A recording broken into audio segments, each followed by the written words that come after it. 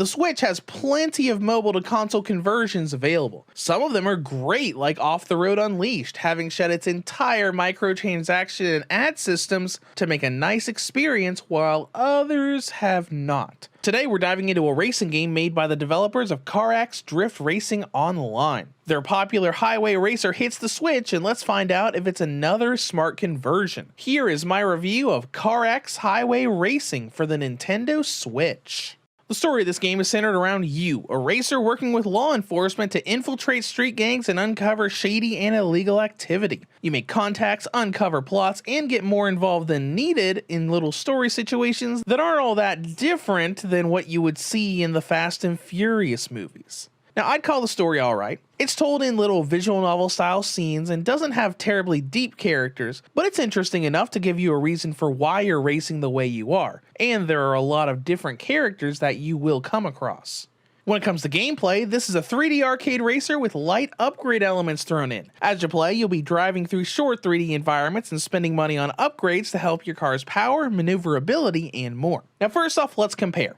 This game has the same features and game modes as the mobile version. You have 16 chapters of campaign, the garage to buy and upgrade cars, and plenty of side events with free roam and long drive. This is pretty expansive as they brought every single online event from the mobile version into the Switch. That means all the old cars you could only get years ago on mobile, the Switch version has full access to once they're unlocked by the story.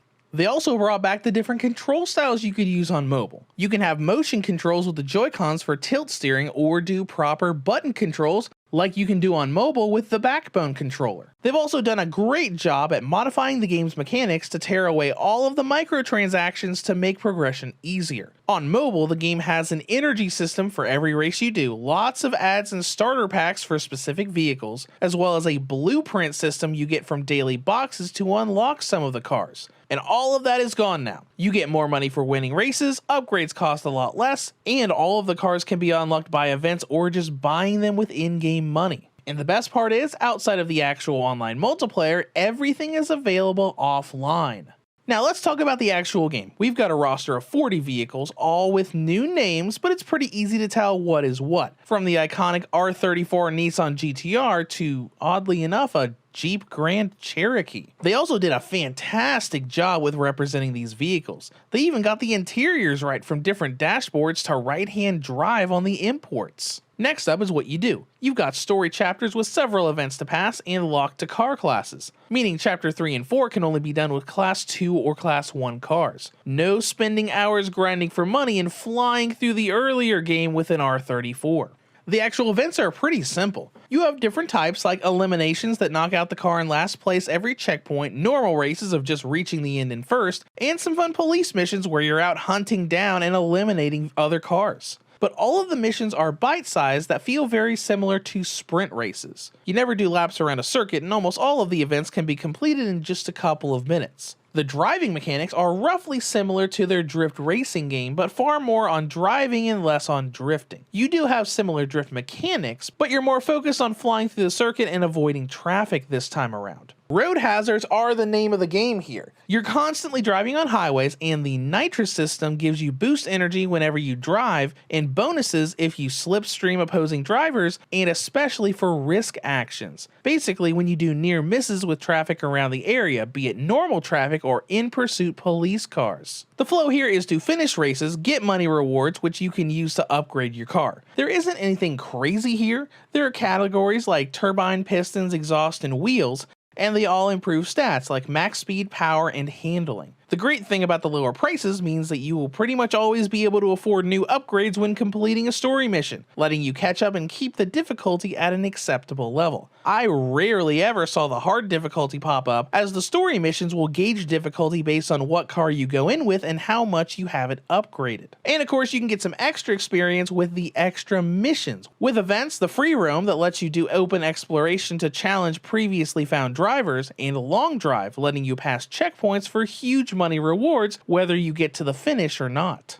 Now, there is grinding involved in this game, but not really until you get pretty far into the game. The basic flow I've found is that you choose one car per class. You use that chosen Class 1 vehicle until the Class 2 missions show up. Once things get more difficult, you should have the funds to buy a Class 2 vehicle, sell your Class 1, and use those funds to dump into crazy amounts of upgrades. This leaves your new vehicle in a place where you can tackle pretty much all of that class's chapter with ease. And then you just rinse and repeat as you get to Class 3, 4, and onward. It won't really be until Class 4, once the initial story campaign is over and you dive into all of the post-game chapters, that you need to grind. When I was sporting a DeLorean and started seeing normal difficulty, I did have to grind some of the extra events to be able to afford the R34 and keep going. This is mostly because the game will not allow you to sell all of your cars. You must buy a second car before selling your current one. Next, let's talk about the driving and handling. It is very arcade-like with somewhat loose movement. The game responds well, but you do have a good bit of sensitivity with hard turns, wanting you to do careful drifting around them. The swerving does feel a bit jerky at first, especially if you use first-person mode, but it's pretty easy to adjust to. The game isn't overly difficult either.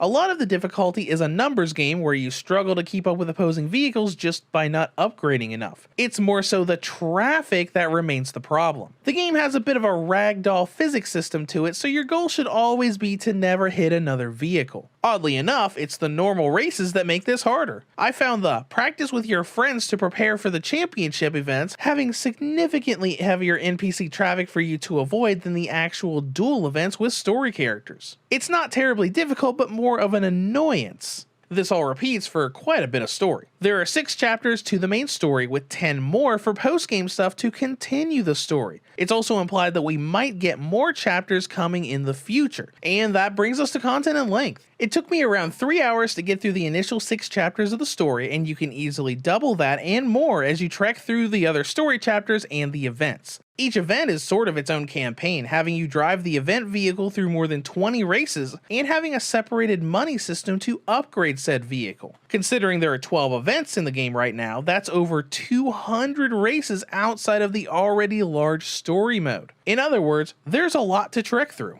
Next is presentation, which looks great.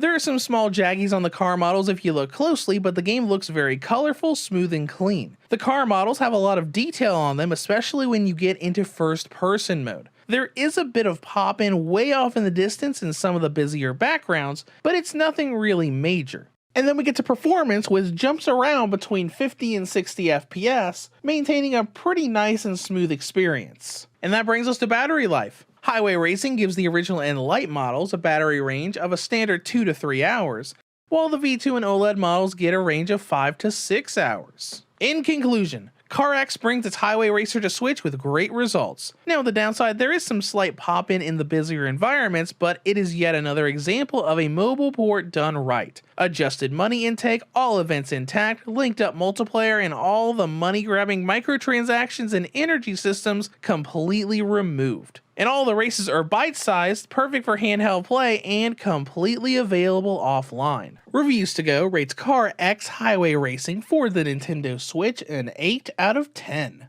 If you have any comments or questions, feel free to leave them below. Thank you for watching, and have a great day.